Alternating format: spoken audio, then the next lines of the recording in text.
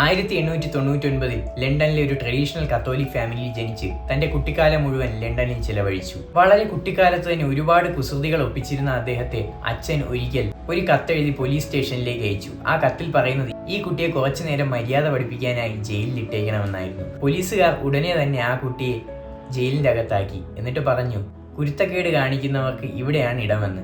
അന്ന് തൊട്ട് വളർന്നു വലുതായി വലിയ സംവിധായകനാവുന്നതുവരെ ആ കുട്ടിക്ക് പോലീസിന് ഭയങ്കര ഭയമായിരുന്നു. യെസ്, പോലീസ് അദ്ദേഹത്തിന്റെ ജീവിതത്തിലെ വലിയൊരു ട്രോമ തന്നെയായി മാറി.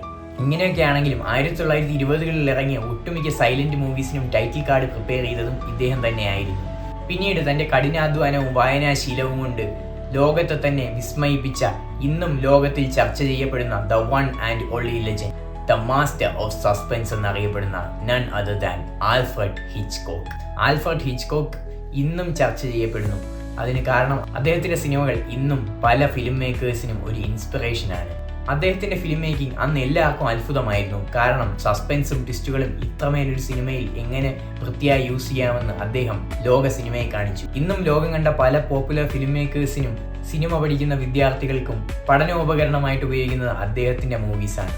അദ്ദേഹത്തിന്റെ സിനിമ അന്ന് ചർച്ച ചെയ്യപ്പെട്ടു, ഇപ്പോൾ ചർച്ച ചെയ്യപ്പെടുന്നു, ഇനിയും ഭാവിയിൽ ചർച്ച ചെയ്യപ്പെടട്ടെ എന്ന് പറഞ്ഞുകൊണ്ട് സൈനിങ് ഓഫ്.